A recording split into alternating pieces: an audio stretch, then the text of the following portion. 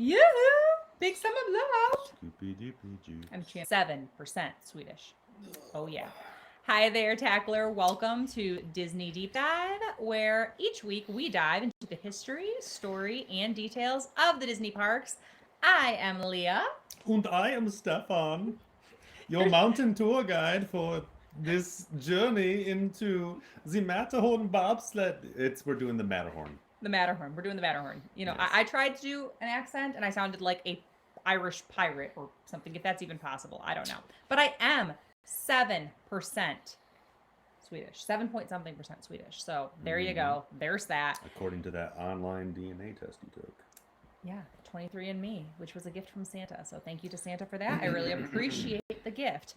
I am going to share out the video to our social media. And you want to kick things off. If you guys want to find us, I am at LeahTackles on Instagram. And I'm at Small World Shirts Co. Yeah, so if you want to chat with us on there, or if you have ideas or suggestions for attractions you'd like to see, rides you'd like to see, anything like that. And if you are coming to us from the live place, we do want to say thank you and thanks for being here. We will be chatting live. If you're watching live, if you're watching the replay, either way, let us know how you are watching in a comment and we'll get back to you. But yeah, thank you to Dean and theliveplace.com for streaming us. So we're going to skip the usual formalities of what our interaction is with this ride because as we've said many times before, we've never been to Disneyland, and this ride only exists at Disneyland, so we obviously have no interaction with it. We say it every week, but we say it every week because it's relevant. If you're only watching us for the first time, if you haven't watched the other episodes, if you want to, we have them in a playlist, and we love you to binge watch them. But no pressure. You don't have to. If you're just interested in this, here you go. We're going to talk about the Matterhorn tonight. Let's do it. Again, going to share out the video. So if you're like us and you've never been on the Matterhorn and maybe don't know what it is, the Matterhorn Bobsleds are a pair of intertwined steel roller coaster steel roller coasters at Disneyland based on the actual Matterhorn mountain found in the Alps bordering on Switzerland and Italy. My ancestors. It is 147 feet tall, making it the tallest structure in Disneyland. And in its 60 years of almost continuous operation, it has been rocked by earthquakes, struck by lightning, weathered the elements, and has survived it all. Still standing. So it's worthy of our praise and worship. Yes. So, starting at the beginning, with the initial concept of the Matterhorn. How do we get this mountain in the middle of Disneyland back in the 50s? Well, 50s, early 60s. Yeah. So, before Walt ever considered building a mountain, he was busy trying to finish a castle. During the construction of Disneyland, the moat around Sleeping Beauty Castle had been dug out, and it created a lot of extra dirt, obviously, because they're digging a big hole in the ground. Giant, yeah. So they had to relocate it somewhere. With not a lot of options at hand, and budgets were already tight, and it was going to be too expensive to move it outside of the park or set it somewhere else or just buy a place to put it somewhere. So they decided to pile the dirt up into a hill next to Fantasyland. It's less of an eyesore than just a pile of dirt. Yes. They had a bunch of space there that hadn't been allocated to anything else, so they just piled it all up. Said, well, it can stay here for a while. We'll figure it out later.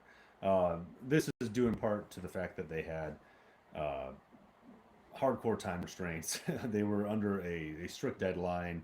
They were trying to finish everything up as quickly as possible, and they didn't really have time to think about what to do with this dirt. So they were like, leave it here, we'll figure it out later, and moved on. So the dirt pile was out of the way, but it was an eyesore. It was still just a giant pile of dirt that could be seen from basically every point in the park. And this sounds crazy now, but you have to keep in mind this is super, super early.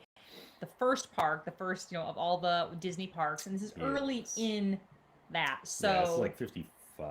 Yeah. So now of course that wouldn't happen, but back then they were kind of like, well, what do we do? Stick it here and make it work. Who cares? Doesn't matter. Yeah, exactly.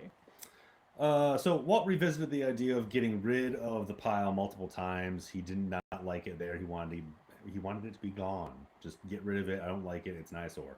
But it was always the cost that prevented it from happening. Like he never was able to move it because it always cost too much. And unless there was a way to offset the cost, like selling the dirt to someone or a way to generate some sort of income by moving this thing or finding some place to move it for free. It was just there was so much dirt they just couldn't afford it. They couldn't justify doing that, so it just stayed there. Um, it was also around this time that the Skyway opened in 1956. So the Skyway, for those of you who don't know, what is the whole like gondola chairlift system that would take you around the park and you could see things from Yes. afar. A similar, well, a new version of that opened just recently at Disney World, but Yes. Disneyland has had that for a very long time. Yes. Gondola transportation system. Yeah, yeah, it was there forever. It's no longer there, but it was there for a long, long time. And around this time is when they were thinking of building it. So Yes. at this point, the pile of dirt had been there for about a year, and the only thing they could really come up with to like take care of it was to like landscape it, make it look nice. So they planted some trees and some bushes and plants and whatnot. Mm-hmm. Basically, try to make it look like it was a natural part of the landscape to try and hide it, so it wasn't just a giant pile of dirt. So that was the solution for the time. Yes, it became Holiday Hill. Yes. So as they were building the Skyway, the central supporting tower for the Skyway ended up being on top of that hill. So it was this giant, ugly metal tower. If you've ever seen like giant like power lines, the big like power line structures, it kind of looked like that. It was ugly and out of place. And it sat right on top of this hill so everyone could see it. There wasn't really a whole lot they could do about it, so they just hoped that the trees that were planted there would cover it up. And then because people were going by this hill now, they decided, okay, we got to do something else with it. So to further utilize it, they built walking paths and benches, and they put a little lookout spot where you could like see the entire park. Which sounds nice. It sounds beautiful. It sounds, especially if you know the parks now. Because if you know the parks now, you know that it's so nice to find a spot to get away. Yeah, it was supposed to be like a little getaway park where you could like get away from the crowds, go have a picnic or whatever, and just kind of like view things and enjoy yourself in this peace and quiet. And this is when they named it Holiday Hill, like when people started using it. Yeah. Before it was just a pile of, or after it was just a pile after it was just the pile of dirt. Yeah. So the area did provide a lot of privacy, which is what they intended. They wanted people to be able to get away from the crowds and relax a little bit. But it also ended up becoming sort of like a lover's lane area for teens and young adults because there was so much privacy. On people, and all I could think is, that episode of Friends where Ross talks about how him and his wife, before she got with Susan, his first wife, they got kicked off of It's a Small World. It was like a story they told on there. So that always reminds me of that. And I'm going to hop over just super quickly to the live chat. And I want to say hi to Johnny. Hi, John.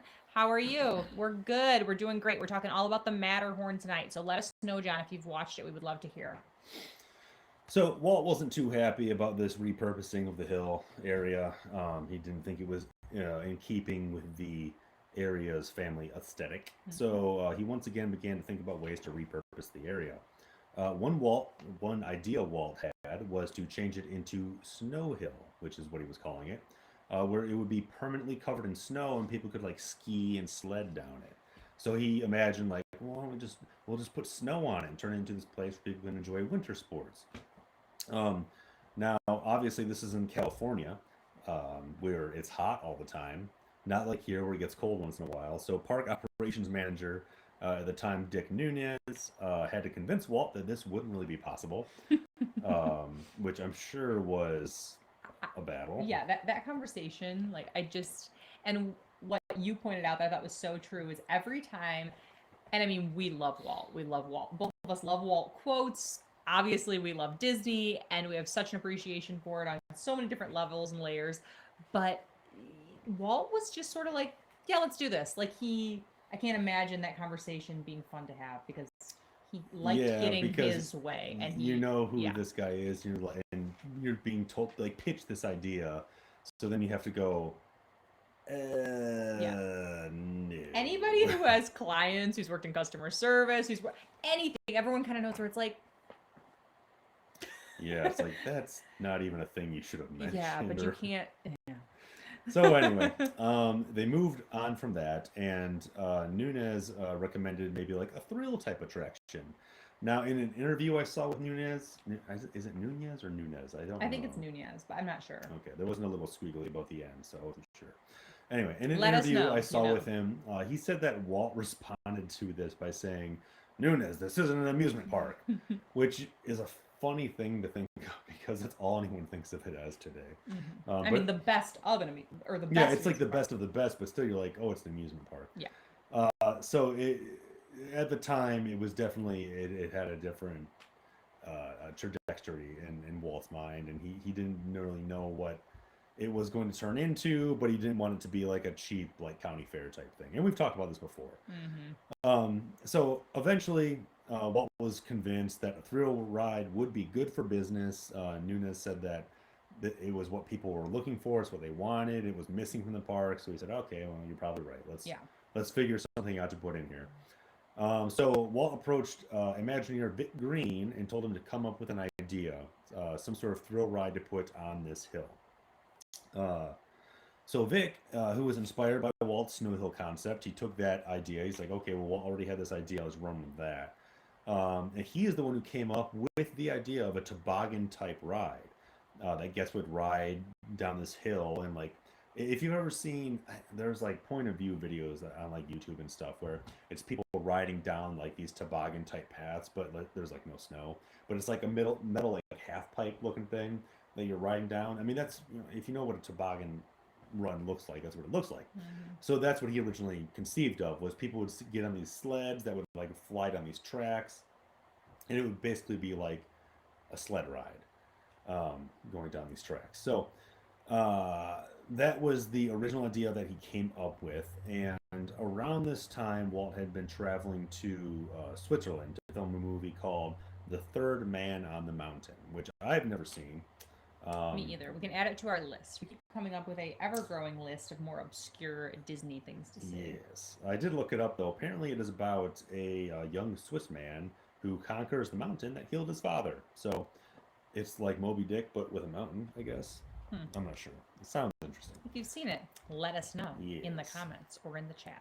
So while in Switzerland, Walt saw the actual Matterhorn mountain, and inspired by its grandness, he, as the story goes, ran to a gift shop, grabbed a postcard that had the Matterhorn on it, put it in the mail to Vic, and had a single message on the back that just read, Vic, build this, signed Walt. Build it. Just make it happen. Build this. Come on, bud. Which Walt was still in Switzerland when he got it, and if you've ever worked for someone like this, I can only imagine that he got the card and was just like, what? And again, what? go to the time. This isn't like, now we can just hop on Skype, email, cell phone. You can do many things to get quick clarification, but just imagine getting that in the mail from a very powerful person who you respect and work for, and you're like... Yeah, I can't imagine like anyone took anything lightly, especially when it was like a handwritten note from Walt, so he must have just gotten and just looked at it and been like, what? Yeah. And then just set it aside and said, I'll ask him when he gets back. So, constructing the coaster. It was around 1958 when construction officially began on the Matterhorn, but before they could actually start building it, they had to come up with what the ride was going to be. So Vic originally came up with a very scaled down version of the Matterhorn, using the original sled idea that he came up with, but he was afraid that guests would be like thrown from the path, because even a scaled down version of the Matterhorn was very, very large. And he was afraid that they'd pick up too much speed and be thrown from it. Not a good causing thing. Injuries, yeah.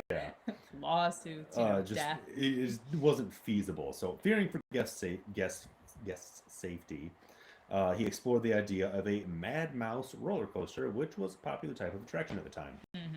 Now, while researching this, I kept hearing the word Mad Mouse coaster, Mad Mouse coaster, Mad Mouse coaster. I had never heard of it until you figured this out. I like roller coasters. They're fun. I'm not someone who knows the ins and outs in history of roller coasters in general. So I had to look up what a Mad Mouse roller coaster was, and here's the definition according to Wikipedia. A wild mouse roller coaster, also known as Mad Mouse or Crazy Mouse, is a type of roller coaster characterized by small cars that sit 4 people or fewer and ride on top of the track, taking tight, flat turns without banking at modest speeds, yet producing high lateral G-forces. The track work is characterized by many turns and bunny hops, the latter producing abrupt negative vertical g-forces. So I'm such a visual person. I need a point of view. it's a tiny little roller coaster that just goes like Mhm. Can not you do it like again? not like roller coasters that where it's like tick tick tick tick tick tick big Yes. swooping turns and whatnot. It's just one of those ones that like just zips around, and it honestly just sounds super annoying. I don't know why this ever would have been popular, but it was the 50s, so who knows. Well, it's funny because it's called Wild Mouse, and it reminds me our kids have this toy with this mouse where it's a coding toy, and it reminds me of that, like because they have to Yeah, because program it just it. turns like really sharp Yeah. and everything. It just sounds like the worst ride ever. But they were popular at the time, so they were considering this. Yes. So when Vic presented this idea to Dick Nunes, he liked the idea, but he was afraid that it wouldn't have a large enough capacity and would create large wait times. Which we're always talking about that. If you've watched our other episodes, we talk about that a lot because that's such a huge thing, is how they're going to get people through those lines and not have gigantic wait times and long crazy queues. So that was an issue. And this was like the initial conception of the two-track system, where they were like, well, if we have two tracks and multiple cars going at the same time, we can get more people on. So let's do that. So moving from there, Vic went to Bob Gurr, who we've mentioned before, Imagineer legend, for help in developing the idea. So Bob set up a meeting with Aero Development. Now, Aero Development is a company that Disney has worked for or worked with over and over and over again from the beginning. I don't actually think they're still in existence, but Or I think we thought they were bought out, maybe. probably I bought think out by someone else. Okay. But the original company, anyway, built a lot of rides for Disney. Mr. Toad's Wild Ride. They did the track for Jungle Cruise and Pirates of the Caribbean. Lots and lots of work. Stuff for sure. This, though, would end up being their first roller coaster. They hadn't built roller coasters before. So they wanted, Vic and Bob wanted the ride to emulate, how a toboggan would run down a hill, which is, slow sweeping like curves and banking and stuff. You think of a bobsled going down a hill, and it's that sort of thing. Cool runnings. Cool runnings. There you go. So Arrow wasn't sure that a Mad Mouse style coaster could achieve this because, as we mentioned, it's a flat rail with sharp corners. There's no banking. There's no big swooping turns. Nothing like that. So they were looking at it and going, okay, well, yeah, that's a good idea, but with this Mad Mouse style, that's just not gonna work. Like I don't think we can do that. We can't bend the rails to do that. So the issue they faced was that the flat rail system, like I said, was going to make it really really bumpy. They couldn't incorporate twists and turns. It couldn't do what they wanted it to do. So looking into it further, Bob noticed that the Jungle Cruise, which was already built at this point, which also was built by Arrow.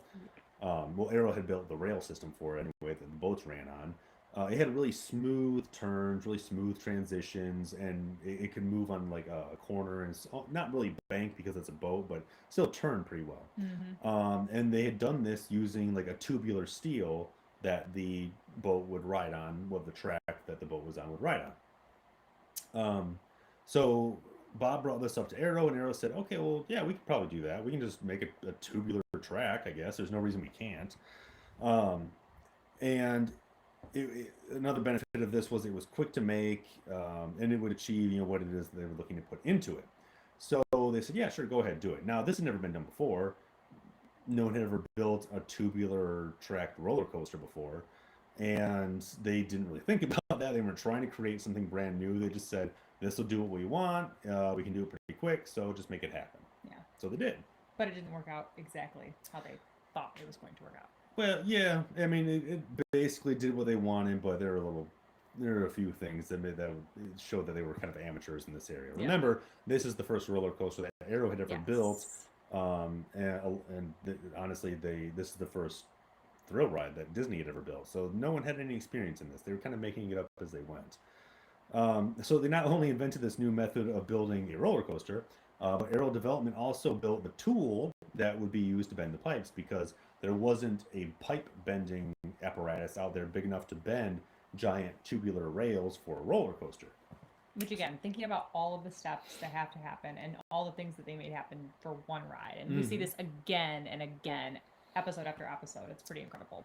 Yeah, and just like the other episodes, especially with these early rides, they weren't trying to blow anyone's minds with these new inventions. They just looked at it, was just, it all came from necessity. They looked at it and said, okay, well, we got to make this work.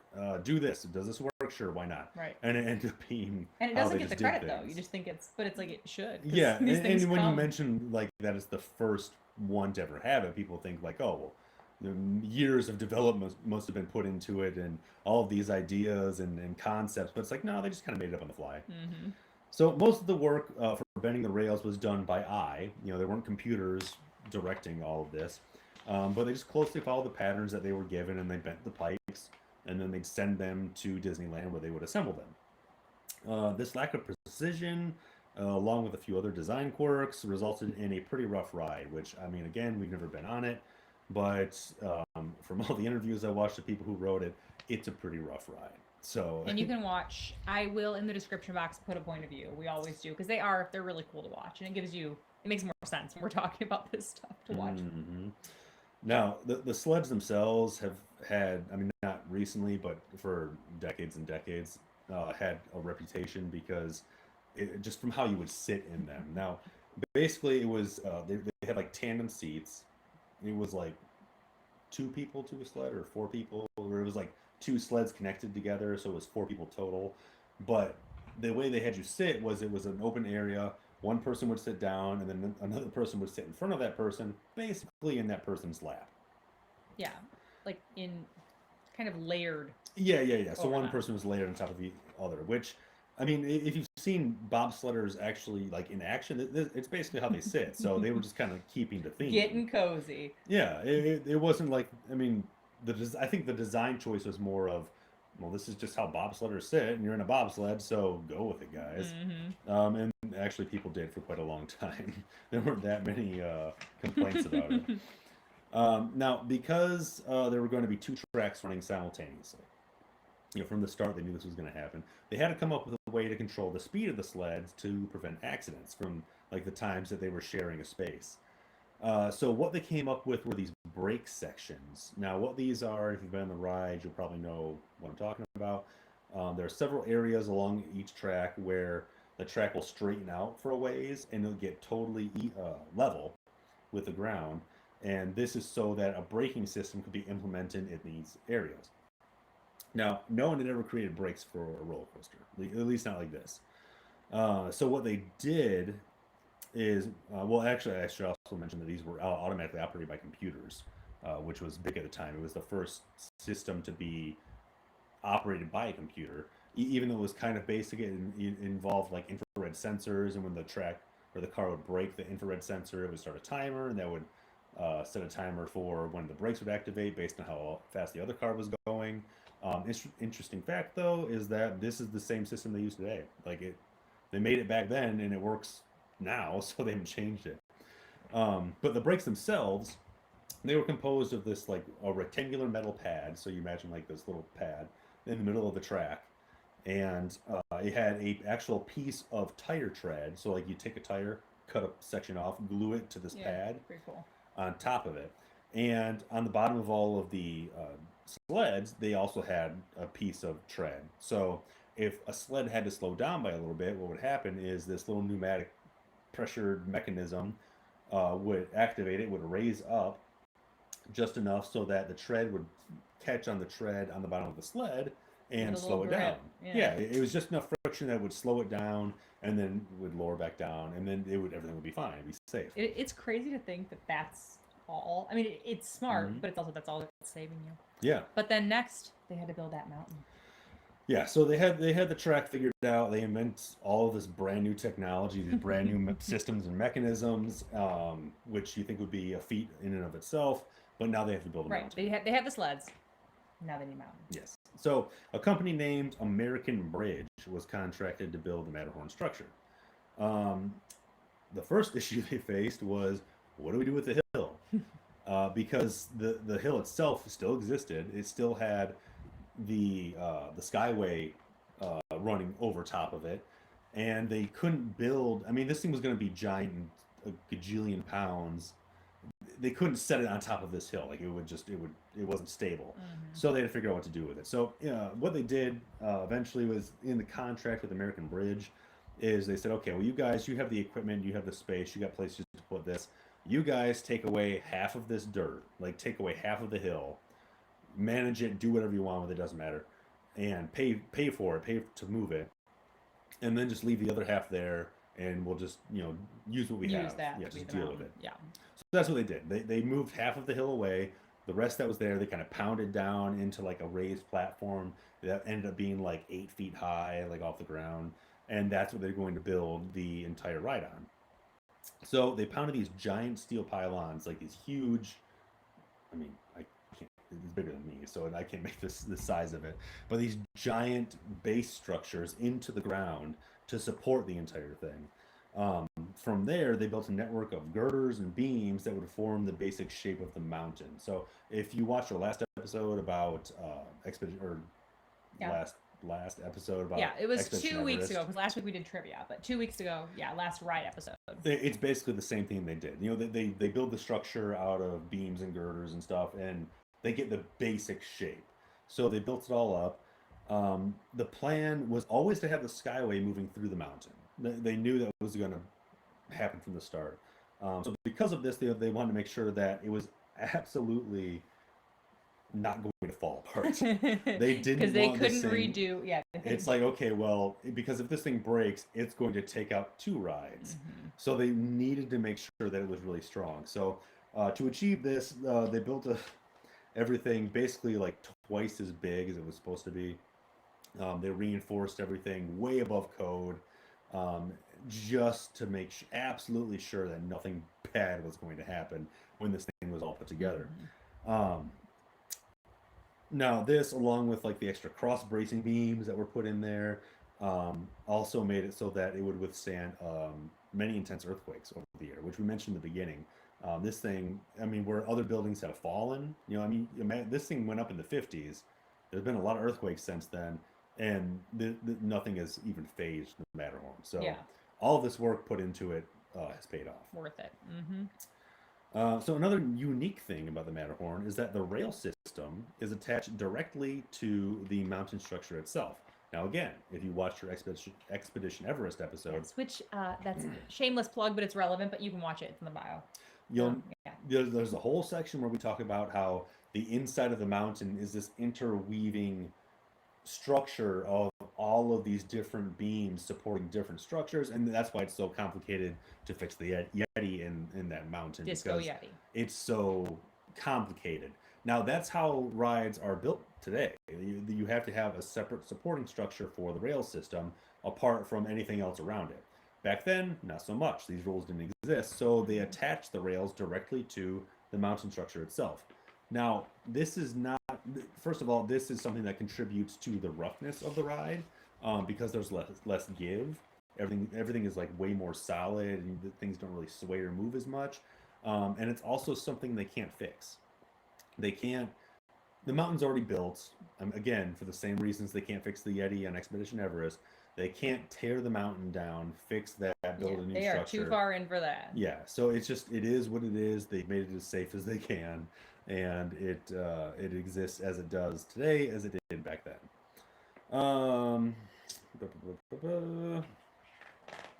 So now we're at 1959. So keep in mind, I mean, just saying that again, this wasn't happening 20 years ago. This wasn't happening 30 years ago. This was in 1959. Yeah. So at this time, the ride was nearing completion. It didn't take that long to build, like a year, really. Fast in Disney time frame, which you know if you watched other videos, that's really quick. Rides can take like 4, 5, 6 years. This one was like a year. Yeah. So the ride itself, the structure was built. They had to start working on the outside of it, the mountain, the rocks and everything, the rock face, the structure. Fred, I don't ever know how to say this guy's name. We talked about him. I think we say Joger, but I don't think that's right. It's not Jaeger, it's like Jaeger. Fred Jaeger, maybe. Yeah, if you know, let us know. We talked about him in the Tiki Room episode. He is the man responsible. He built the models of Sleeping Beauty Castle, Main Street USA for Disneyland. So, prolific model maker. Walt tasked him with designing and creating the rock face, the outside of the mountain. So he was basically like, okay, you create the mountain itself in miniature, and then create it in real life, which was a huge undertaking. This had never been done before, basically. So he used pretty much the same technique for the entire mountain that he used on the waterfall. I forget what the name of this waterfall is in the Jungle Cruise. Oh yeah. It's got a name. It's like tech, but he helped design that, and so he built helped build the rock structure and everything. Used the same exact techniques that he used there, which is you build a rebar frame, like a large rebar frame that's going to be the basic shape. You cover it in a thinly meshed like metal, which basically chicken wire. Yeah. Kind of think paper mache. Yeah. But too obviously. Oh exactly. wait. I mean, it is similar to that though. And then on top of that, they spray a mixture of like concrete and plaster of Paris, which they can then like sculpt and mold and everything.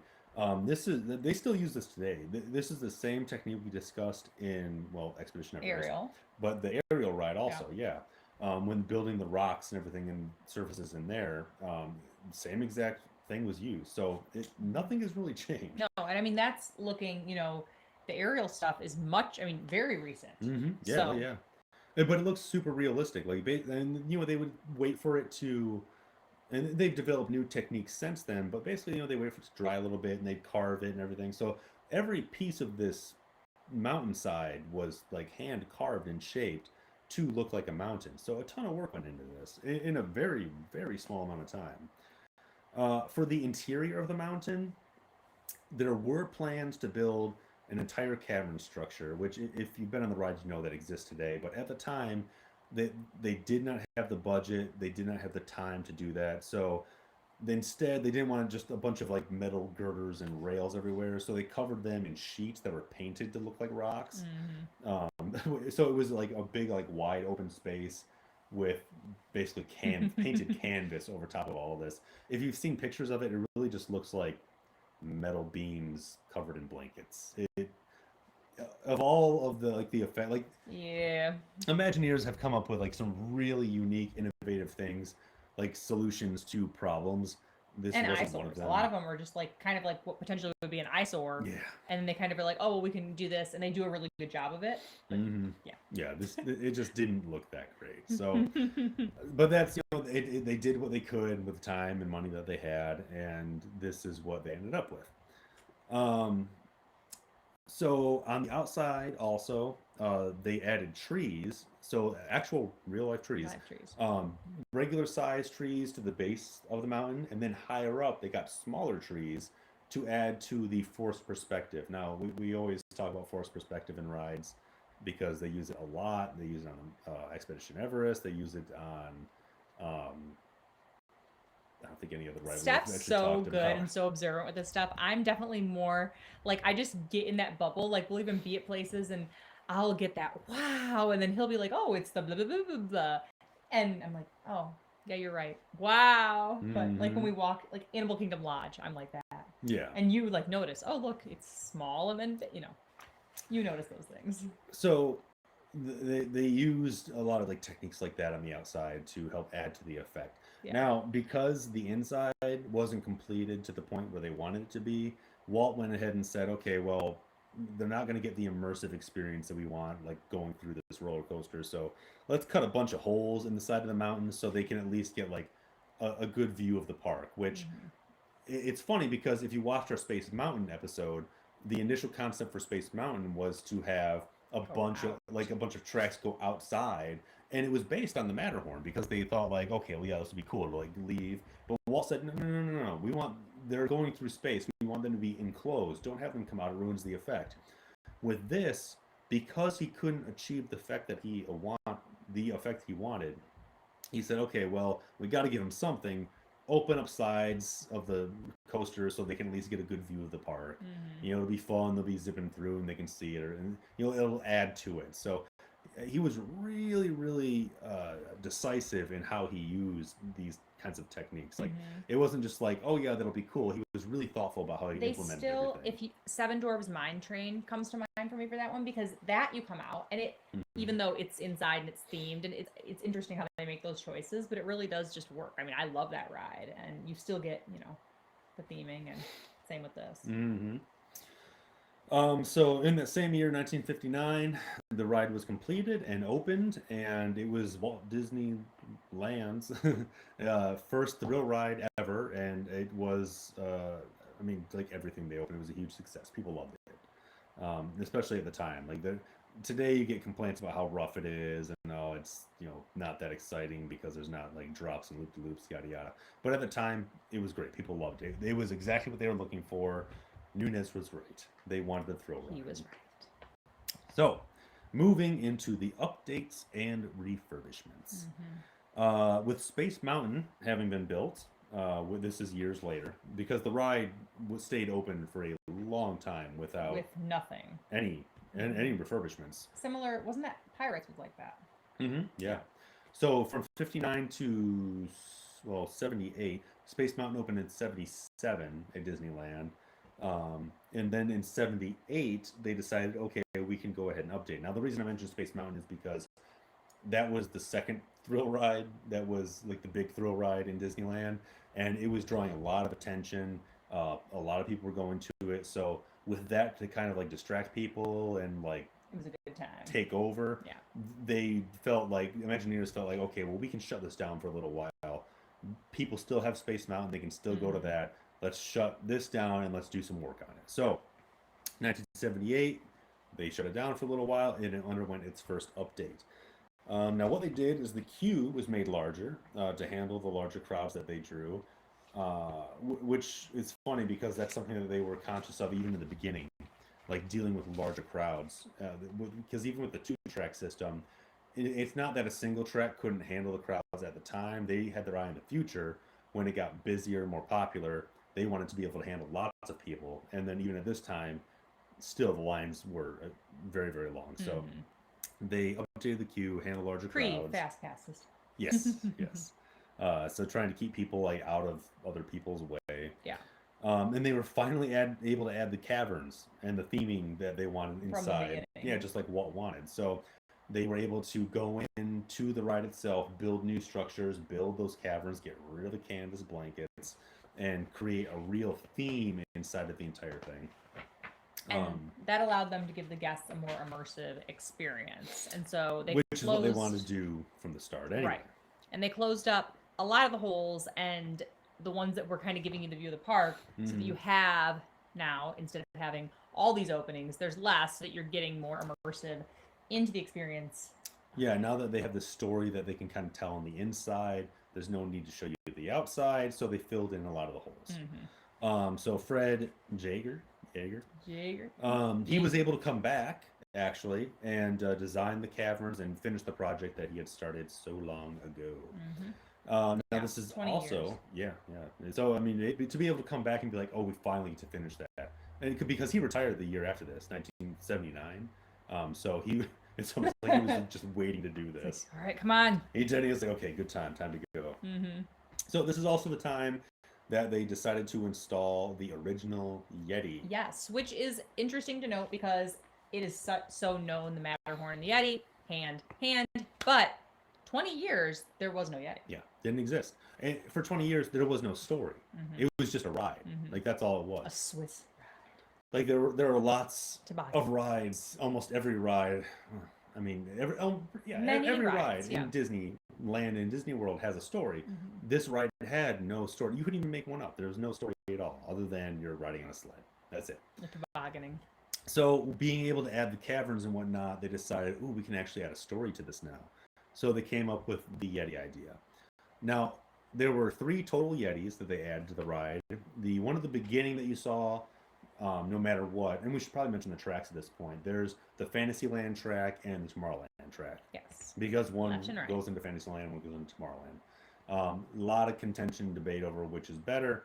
Who knows? You can watch point of views with both, and one is longer. One is like 20 seconds longer. Yeah. Which again, we've seen the videos, but we have not been on the ride. So yeah. So who knows? Is there water over there? I think. Live, people. 3 total Yetis. The one at the beginning that you saw, no matter what ride you were, or what track you were on, was made from scratch. They built that from the ground up. They designed it. I forgot who designed it, but he did a lot of work on Pirates of the Caribbean, I remember. So they designed this Yeti figure. The other 2, they pulled a classic Imagineer move and repurposed a couple of gorilla animatronics from the Jungle Cruise. Yes, those Imagineers are good with their money and good with their time as well. Now, I don't know which came first. I don't know if they found out that the Jungle Cruise was getting rid of these gorillas and they went idea and came up with the Yeti, or if they came up with the Yeti and the timing just happened to work out. Who knows? Chicken, egg. Yeah, Yeti, chicken, gorilla. egg, chicken. But they repurposed these 2 animatronics for both the other tracks at the end when the Yeti tries to get you at the end.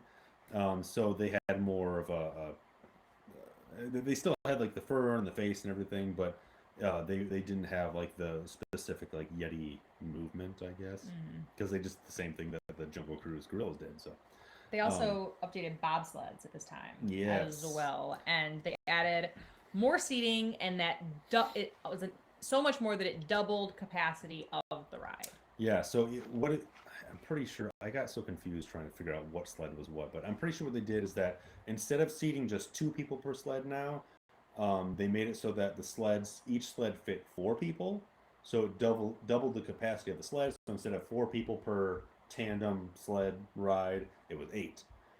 Still the same, person in your lap thing. But still, they were able to double the capacity. And we're not saying like actually, it's not like me sitting on his lap, but the way that yeah, it's like you sit and then like the other person like sits within your legs. Yes. So yes. Kind of awkward. But they were able to double the capacity. So I mean, that's good for any ride. They're able to speed things up, move things along. It's not only for wait time, but it's also crowd safety. The queue. They don't want it feeding into the park so much, and that's still an issue that Disney deals with all the time. Not just for us, they don't want us to wait, that's part of it, but they, our experience, but also just, they can't have us clogging up the whole park, Yeah. So those were all the updates in 78? 78. The next set of updates did not come until 1994. So another long gap in between. So 94, another refurb happens. They added a new scene in the mountain where you see, like, you're coming around a corner and you see a bunch of glowing crystals sticking out of the ground, and it's supposed to be, you see like some explorer equipment. It's supposed to be like these explorers found these crystals ahead of their time in the mountain, and then the Yeti like attacks them and stuff. Now, one of the boxes in the explorer's equipment was labeled Wells, like Wells Expedition. And this was a nod to Frank Wells, who was the Disney, I think, CEO, Disney president at the time. Yeah, he was like the standing president, I believe. But he had died earlier that year. Now, he was an avid mountain climber, like adventure type enthusiast. He had died actually in a helicopter accident while on a skiing trip. And this was kind of a nod to him, which was pretty fitting. Yeah. The other change that came was the dismantling and ultimate end of the Skyway. Now, a lot of rumors fly around about why the Skyway was shut down and why it never went back up. All of them basically untrue or exaggerated. What happened is the Skyway had become damaged. There was a large earthquake that year. I don't remember what it was called, but in 1994, there was a big earthquake. It damaged some of the main support structures. If you know. And if you know your Disney history, which we mentioned before, this was around the time when Euro Disney was not having the greatest success. Things were not looking great, and budget cuts were everywhere. The money wasn't flowing in. They were trying to really cut back, and it was just, I mean, really, it was just bad timing. They wanted to fix the Skyway. It had been there from the beginning, but they just couldn't. There was no money there. It wasn't that popular of a ride, so they said, just take it apart and leave it apart, and they never put it back together. So the two large holes in the mountain that the gondolas went through, that was partially closed up. There's still a hole there, sort of, but they made it look more smaller. Like a light-in kind of hole? Yeah, they made it just more of a natural looking, like, oh, there's a hole here, rather than the giant hole it was to fit people through it. So then in 2010, Disneyland was preparing for its 50th anniversary, and they decided that the mountain needed to be repainted. It had been aging. They had always repainted the snow, like the white part. But after the years of like the sun bleaching out the rock face, it looked more like they'd been adding more and more snow to it, so it was like snow and then like yellow. So it didn't look great. And like a lot of things in Disneyland at this time too, or before, I guess even things had not been getting the refurbishment that they needed because of budget cuts, because of the focus on merchandising and not the rides and Yeah, attractions. we talked about that a lot too, but that was in the 90s. There was a big push on merchandise, so a lot of the Hmm. contraction or not contractions, no, attractions. Oh well, a lot of the attractions kind of after this, we saw them getting these refurbs and these updates because they'd been neglected. So Hmm. it was the time for that. So they looked at it and said, okay, well, let's repaint this thing. So painting began in 2012. They added more depth, more dimension. They had a lot of people working on it. It really it looked better than it ever had before. They added more like effect to it. There were just more techniques involved that they were able to draw from and use. I mean, you're talking about decades of experience here. So they ended up the result ended up being really really cool. One of the coolest things they did is they took like little glass beads and they like kind of pressed them into the paint after they had like painted the snow, and the idea was that this would reflect the sun. So when you're standing back and looking at it, you see like little glistening Like glimmers, real snow. like real snow, like it does in the sun. Yeah. And I mean, you can't see that on video because it just doesn't really show up. But I've read accounts that said that it looks fantastic. Beautiful. If you've seen it, let us know. But I think it sounds So beautiful. I imagine they pulled the effect off very well. Yes. The interior caves, the whole cave system, that was also repainted. And some of the rails were actually fixed. They like removed and reattached certain portions, straightened them out in an attempt to make it a smoother ride. Still wasn't very smooth, but it was smoother. Yeah.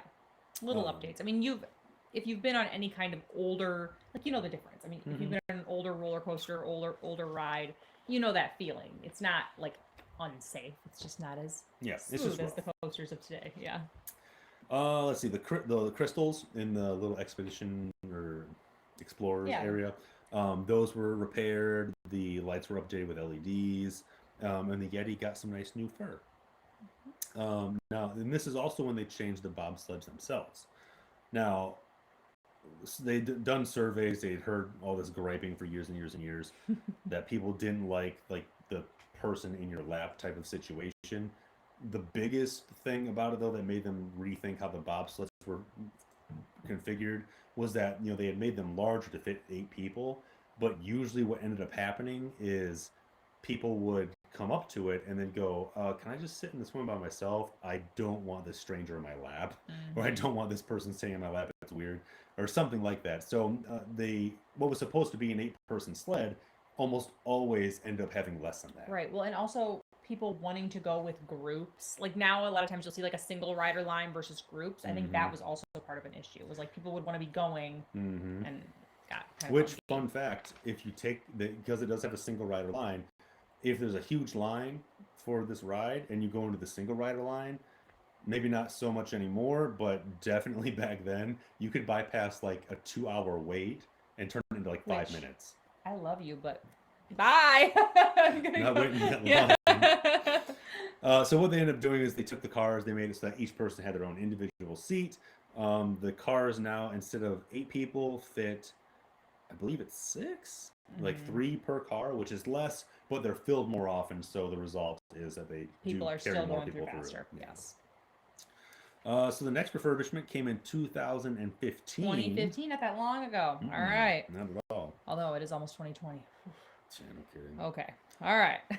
This is the time of Project Sparkle because Disneyland, 60 years old, 60 years young. They were anticipating their 60th anniversary, so they added padding to the bobsled cars because after decades, 60 years of people complaining about how rough it was, they thought, okay, we'll throw some pads Give in it to there. him.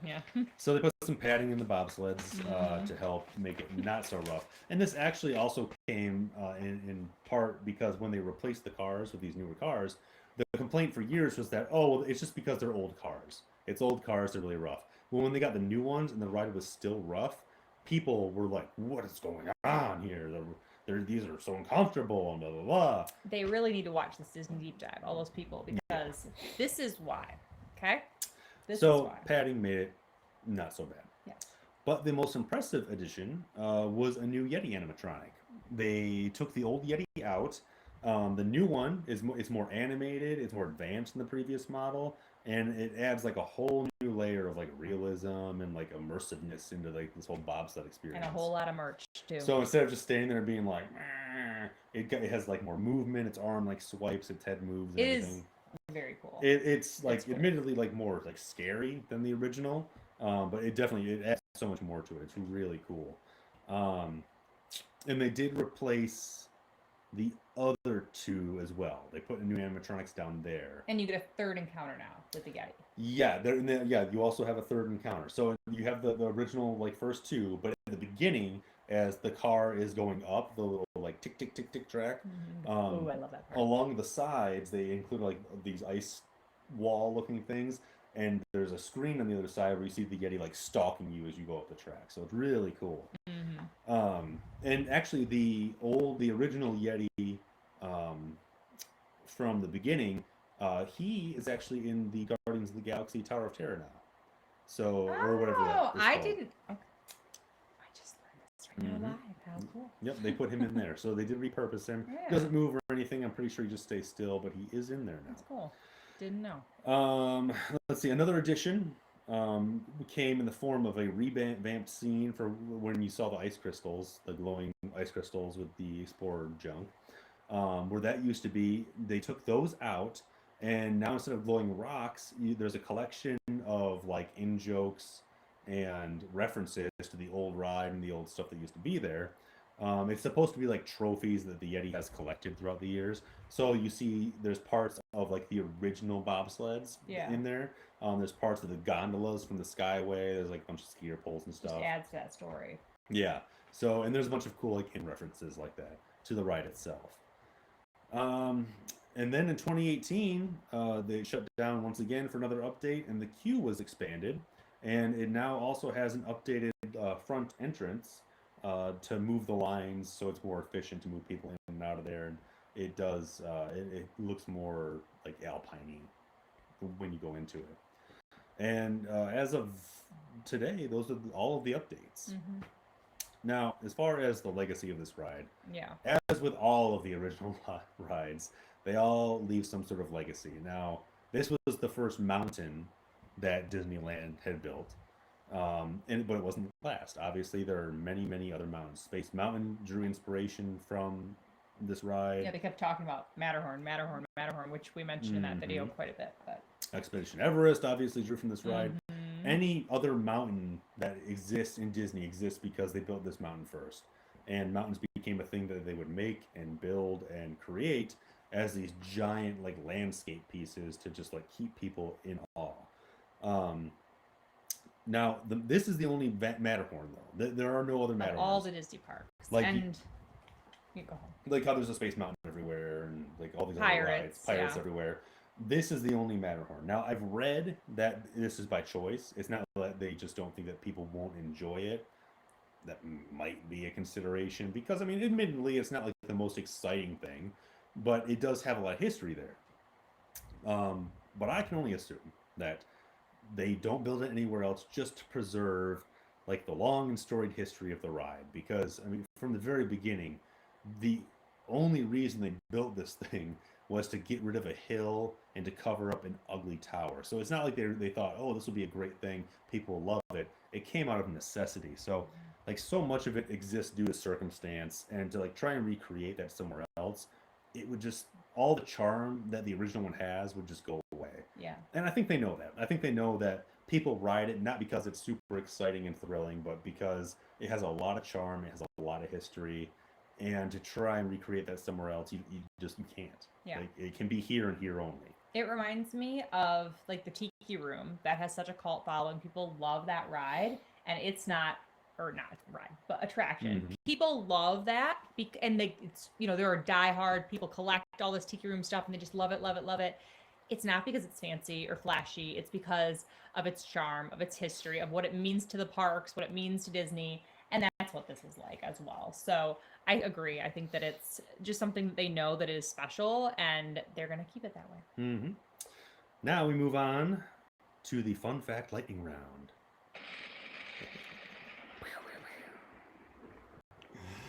Oh, the Matterhorn was originally part of Tomorrowland. It is in Fantasyland now, but originally it was part of Tomorrowland. It wasn't considered a Fantasyland ride until its 1978 remodel. Yep. And Walt employed actual mountain climbers. I love this fact. This is so cool, to scale the Matterhorn. So this is a continued tradition. They have continued to do it, although it's not done very often anymore. But I just think that's so neat that he actually found professional mountain climbers to scale this mountain that they had created. Yeah, it's something I wish they would keep doing. I guess like they haven't done it in like a decade. But I mean, Mickey Mouse climbed it at one point and like got to the very top. But they also would have them like climb up with like musical instruments, and there would be guys like yodeling on the mountain and stuff. Just really fun, cool stuff. They could do it at least for special events. Like I know Pirates, during Halloween parties and stuff, they'll have like some of the live people in. Yeah. Like they could do it for something like that. It'd be cool. I'd like to see it. But just another way to like up the ante, you know, like you don't really get to see anywhere else. No one else is doing that. Yeah. Now that also ties into the fact that the ride itself, it only actually reaches about halfway up the mountain. So you've got the mountain, and the ride only goes to about here. So you've got all of this empty space left. Now, Disney's never one to just leave empty space or leave something unutilized. No. So because of this, a large portion of the interior was covered with like as I understand it, they just like made like a wood floor in it and put a bunch of like wood paneling up around to turn it into like a break room, so that when either employees who were working the ride or other cast members wanted to take a break, they could go into this area. Now this is also where at one point someone brought a basketball hoop and installed it in the ride. This is something that everyone talks about always. There's a basketball hoop in the Matterhorn. There is, and people would play basketball in there. Just little games here and there. If you guys would like to see I want a shirt, the Matterhorn with a basketball hoop. That'd be cool. Yeah, that's a good idea. We're doing that. Oh yeah. See, look at you guys. If you were watching, you get to, this is how our shirt ideas for Small World Shirts come to be. Now the rumor about it is that they put the basketball hoop in there because there was some obscure California law that said that a structure that big could only be that big if it was a sports arena. So they're like, oh, there's a basketball hoop. This is nonsense. That's not true at all. Steph loves debunking rumors. Well, because even like because I didn't know about this. Apparently everyone knows about this except me. So when I first heard about it, and then I heard that rumor because I was watching a video reading something that said that oh, this is why, and I was like, there's no way that's true. That's, even if it was true, putting a basketball hoop in there in no way is going to fulfill that area of the law that says that it's a sports arena. Like it's insane. they go to Dunham's or like Dick's. They grab a tack it up, get it at Walmart. Anyway, so that's not true at all. It was someone was having fun. That's all. I like this one. The Matterhorn is the world's largest scale model. So it is 1/100th of the size of the actual mountain. So the actual Matterhorn is 14,700 feet high, whereas the Matterhorn ride or attraction is 147 feet high. But that is pretty crazy. The Matterhorn is the world's largest scale model. Pretty cool. The Yeti's name is Harold. We didn't mention that. So he's nicknamed Harold. Yeah. And it's the tallest attraction at Disneyland. Yes. No, this is one of my favorites because I love these. But in the 2013 Mickey Mouse short, Yodelberg. All right. Stop. If you're watching live or if you're watching the replay, let us know in the comments what you think of the new Disney shorts. We are so alone in this, it feels like, in the Disney community. I mean, they've been around for like almost 10 years now. Yeah. Not quite 8 years, something like that. We love them. Our kids love them. We love them. Yeah, they're amazing. And I feel like people do not like them, but we're there. But anyway, this episode has the Yeti in it. It's a whole like alpine yodeling themed episode. And Mickey encounters the Yeti while he's climbing a mountain to see Minnie. There's a whole like the bobsled collection that's in the ride is on the outside of the cave where the Yeti is. And it's just a cool little hidden gem. Yeah, it's good. All right. After Oh yeah. the Guardians of the Galaxy. Okay. thing. Well, All right, well, let's move on to this last one then. all right. Go ahead. You do it. So there was a movie Mm-hmm. inspired by the ride. It was announced in 2011, but other than it being announced, I cannot find any other information about it. It never came to fruition, and I mean, seeing as how the ride itself was inspired by a movie that Walt was filming, I feel like they could do a really cool meta film about it, like a real like meta movie about the ride itself. But who knows? I mean, they own Star Wars now. They're probably not going to make any more movies about rides. Oh, I would love it though. I love all those like cheesy fun rides. But I mean, I'm not gonna make it be a smashing success. Yeah, they're not going to force anything in that they don't have to right now. They've got enough success with the properties they own. Yes. But we would like to thank The Live Place for hosting theliveplace.com. If you are interested, they do tons of family-friendly and Disney content, and Dean, who runs the website, is fantastic. He hops in here sometimes and chats with us, and we really are appreciative of him. But definitely check it out. There's some amazing people in there, really, really kind people who are fun to watch and chat with. And we want to thank you for watching, participating in the comments, and also be sure to let us know what you want to see next. You can find me at LeahTackles. Instagram is the easiest place, but I'm on other social media as well. It's all linked in the description box. I'm at Small World Trips Co. Let us know what you want to hear about. Yes. So we don't have to pick them every week. Yeah, let us know what you'd like to see. We want to do fun because we are about to be entering. Oh yeah, we're about to be in October, people. Yes. So we're doing spooky things. It's going to be a month of spookiness. Yes, and also we are dressing up with our kids in Disney themed. We're doing Disney themes. It's gonna be fun. But yeah, thank you guys so much for watching, and we hope that you have a magical day. If you like this, please share it. It would really mean a lot to us, and like it and all of that good stuff. Subscribe if you want to see more. We're here every Thursday at 8 o'clock Eastern time. Thanks for watching, guys. Bye. Bye.